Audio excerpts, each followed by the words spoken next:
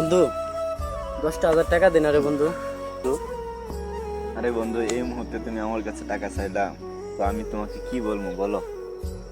আমার কাছে তো এখন টাকা নাই। খারাপ সময় আমার যাইতেছে, কিন্তু তোরও এক সময় খারাপ যাবে বন্ধু, বুঝছিস? কিন্তু এইভাবে আমাকে ইনসাল্ট করলে এটা কিন্তু ঠিক না রে বন্ধু। ঠিক আছে ঠিক আছে।